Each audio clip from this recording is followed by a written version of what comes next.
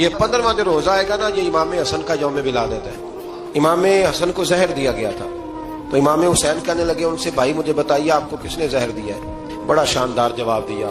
یہ شاید اسی آیت کا ترجمہ کیا کہ اللہ غالب انتقام لینے والا ہے۔